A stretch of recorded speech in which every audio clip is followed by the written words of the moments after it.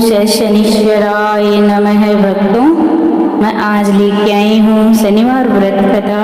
पहले बताऊंगी विधि। इस दिन शनि की पूजा होती है। काला तेल, काला वस्त्र और तेल उड़द शनि को बहुत ही प्रिय है, इसीलिए इन्हीं के द्वारा शनि की पूजा होती है। शनि की दशा को दूर करने के लिए व्रत किया जाता है। शनि स्तोत्र का पाठ भी विशेष लाभदायक सिद्ध होता है।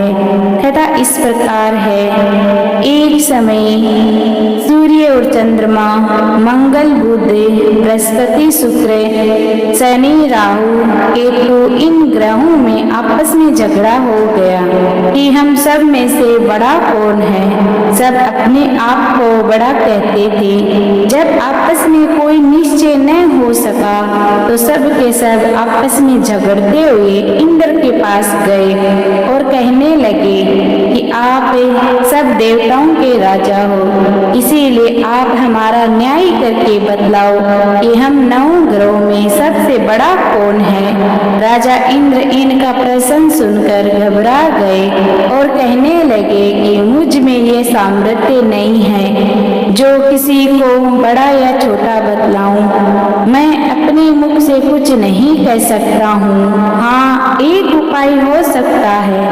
अभी इसी समय पृथ्वी पर राजा विक्रमादित्य दूसरों के दुखों का निवारण करने वाले हैं, इसीलिए तुम सब मिलकर उन्हीं के पास जाओ, वही तुम्हारे दुखों का निवारण करेंगे।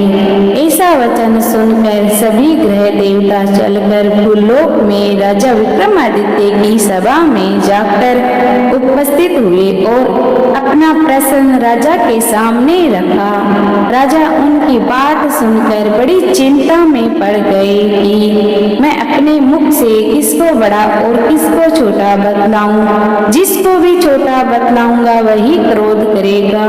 परंतु इनका झगड़ाना निपटाने के लिए राजा ने एक उपाय सोचा। उन्होंने सोना, चांदी, कांसा, पीतल, शीशा, रंगा, जस्ता, अभ्रक और लोहा 9 धातु के 9 आसन बनवाए। सब आसनों को क्रम से, जैसे सोना सबसे पहले और लोहा सबसे पीछे गया। इसी के पश्चात राजा ने सब ग्रहों से कहा कि आप सब अपने अपने सिंहासनों पर बैठिए। जिसका आसन सबसे आगे वह सबसे बड़े और जिसका आसन सबसे पीछे वह सबसे छोटा जानिए, क्योंकि लोहा सबसे पीछे था और वह शनिदेव का आसन था। इसीलिए शनिदेव ने समझ लिया कि राजा ने मुझको सबसे छोटा बना दिया है। इसी पर शनि को बड़ा क्रोध आया और कहा कि राजा, तू मेरे पराक्रम को नहीं जानता है। सूर्य एक राशि पर 1 महीना, चंद्रमा 2.25 महीना, 2 दिन, मंगल 1.5 महीना, बृहस्पति 13 महीना, बुध और शुक्र 1 महीना, परंतु मैं एक राशि पर 2.5 अथवा 7.5 साल तक रहता हूँ। बड़े बड़े देवताओं को भी मैंने भीषण दुख दिया है। हे राजन सुनो, राम जी को 7.5 आई और वनवास हो गया। रावण पर आई तो राम और लक्ष्मण ने लंका के ऊपर चढ़ाई कर दी और रावण के कुल का नाश कर दिया। हे राजा, अब तुम सावधान रहना। राजा कहने लगा, जो कुछ भाग्य में होगा देखा जाएगा। ऐसा कहकर सब प्रसन्नता के साथ देवी देवता चले गए और साथ ही शनिदेव बड़े क्रोध के साथ वहां से सिधारे। कुछ काल व्यतीत हो जाने पर राजा को 7.5 की दशा आई तो शनिदेव घोड़ा के सौदागर बनकर अनेक सुंदर घोड़ों के सहित राजा की राजधानी में आए। जब राजा ने सौदागर के आने की खबर सुनी तो अवसपाल को अच्छे अच्छे घोड़े खरीदने की आज्ञा दी। अवसपाल ऐसी अच्छी नस्ल के घोड़े देखकर और उनका मूल्य सुनकर चकित रह गया, परंतु राजा को खबर दी। राजा उन घोड़ों को देखकर एक अच्छा सा घोड़ा सवार के लिए चुना और राजा घोड़े पर बैठते ही घोड़ा जोर से भागा और भागता हुआ एक घने जंगल में जाकर रुक गया और राजा को छोड़कर अंतर ध्यान हो गया। और इसके बाद राजा अकेला जंगल में भटकता फिरता रहा। बहुत देर के पश्चात राजा ने एक भूख और प्यास से दुखी होकर भटकते भटकते एक ग्वाल को देखा। ग्वाल ने राजा को प्यास से व्याकुल देखकर पानी पिलाया। राजा की उंगली में एक अंगूठी थी, उसे भी निकालकर प्रसन्नता के साथ ग्वाल को दे दी और शहर की ओर चल दिया। राजा शहर में पहुंचकर एक सेठ की दुकान पर जाकर बैठ गया और अपने आप को उज्जैन का रहने वाला तथा अपना नाम विका बतलाया। सेठ ने उसको कुलीन मनुष्य समझकर जल आदि पिलाया। भाग्यवश उस दिन सेठ की दुकान पर बिक्री बहुत अधिक हुई। तब सेठ उसको भाग्यवान पुरुष समझकर भोजन कराने के लिए अपने साथ ले गया। भोजन करते समय राजा ने आश्चर्य की बात देखी। खूंटी पर हार लटक रहा है और वही खूंटी हार को निगल रही है। भोजन समाप्त होने के बाद कमरे में आने पर जब सेठ को हार न मिला तो सबने यही निश्चय किया कि सिवा विका के और कोई इस कमरे में आया ही नहीं, अतः अवश्य उसी ने हार को चोरी किया है। परंतु विका ने हार लेने से मना कर दिया। इस पर 5-7 आदमी इकट्ठा होकर उसको फौजदार के पास लाया गया। फौजदार ने उसको राजा के सामने उपस्थित कर दिया और कहा कि यह आदमी तो भला प्रतीत होता है, चोर मालूम नहीं होता है, परंतु सेठ का कहना है कि इसके सिवा और कोई इस कमरे में आया ही नहीं, अवश्य इसी ने ही चोरी की है। तब राजा ने आज्ञा दी कि इसके हाथ और पैर काट दिया जाए, इसको चौरंगिया किया जाए।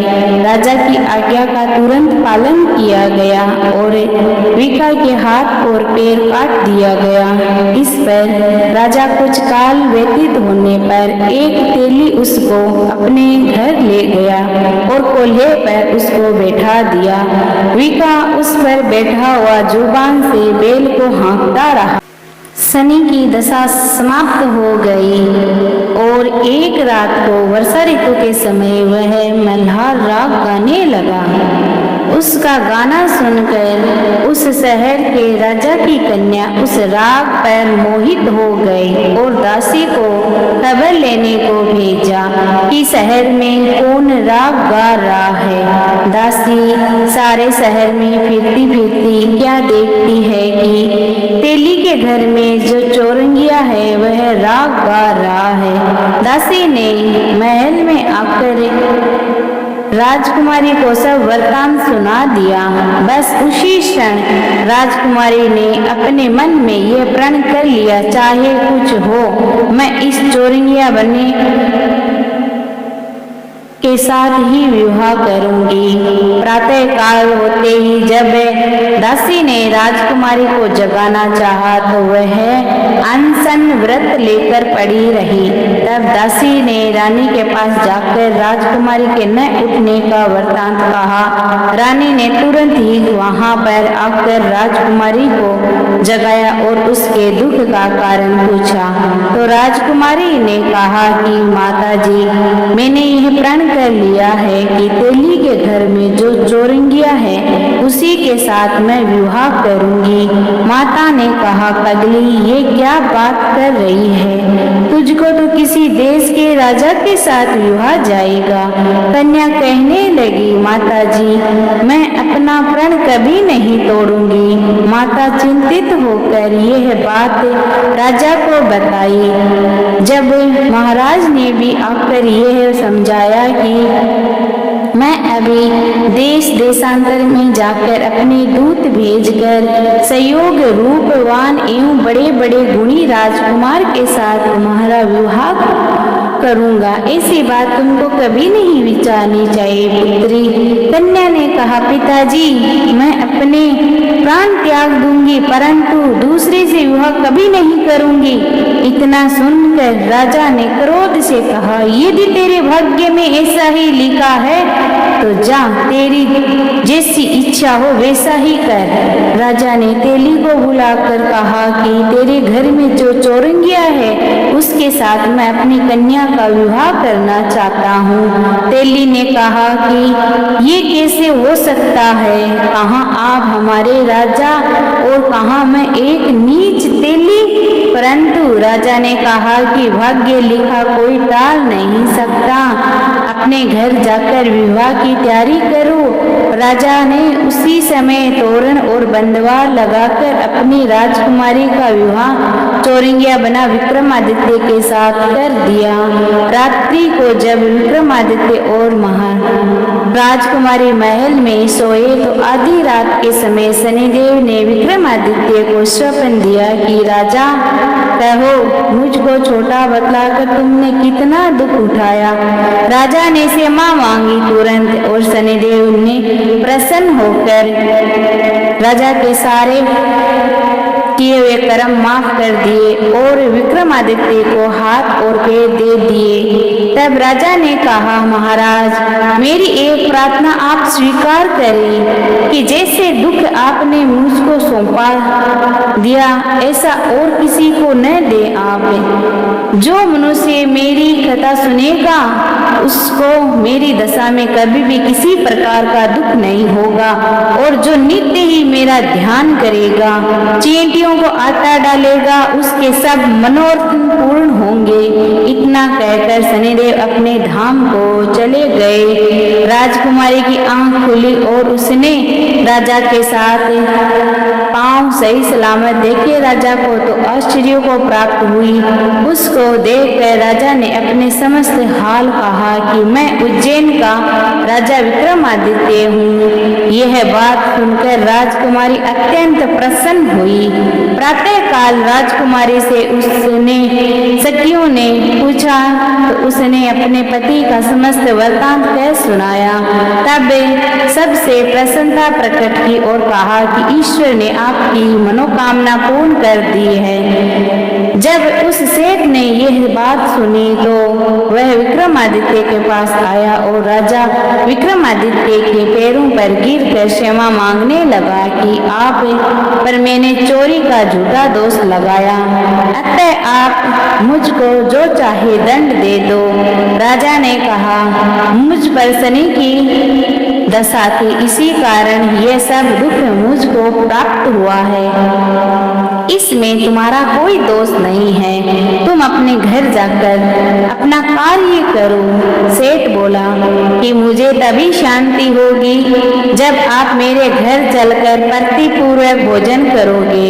राजा ने कहा, जैसी आपकी मर्जी हो वैसा ही करें। सेठ ने अपने घर जाकर अनेक प्रकार के सुंदर भोजन बनवाए और राजा विक्रमादित्य को प्रतिभोज दिया। जिस समय विक्रमादित्य भोजन कर रहे थे, एक अत्यंत आश्चर्य की बात सबको दिखाई दी। जो कुंती पहले हार को निगल रही थी, वह अब हार को उगल रही है। जब भोजन समाप्त हो गया तो सेठ ने हाथ जोड़कर बहुत सी मोहरें राजा को भेंट की और कहा कि मेरे श्रीकंवर नाम की एक कन्या है, उसका पाणी ग्रहण आप करें। इसके बाद सेठ ने अपनी कन्या का विवाह राजा के साथ कर दिया और बहुत सा दान दहेज आदि देकर विदा वहां से किया। इसी प्रकार कुछ दिन तक वहां निवास करने के पश्चात विक्रमादित्य ने शहर के राजा से कहा कि अब मेरी उज्जैन जाने की इच्छा है। फिर कुछ दिन के बाद विदा लेकर राजकुमारी मनभावनी, सेठ की कन्या श्रीकंवर तथा दोनों जगह के दहेज में प्राप्त अनेक दास दासियां, रथ और पालकियों सहित विक्रमादित्य उज्जैन की तरफ चले। जब वे शहर के निकट पहुंचे और पूर्ववासियों ने राजा के आने का समाचार सुना तो समस्त उज्जैन की प्रजा आगवानी के लिए आई। तब बड़ी प्रसन्नता से राजा अपने महल में पधारे। सारे शहर में बड़ा भारी महोत्सव मनाया गया। रात्रि को तो दीपमाला की गई, दूसरे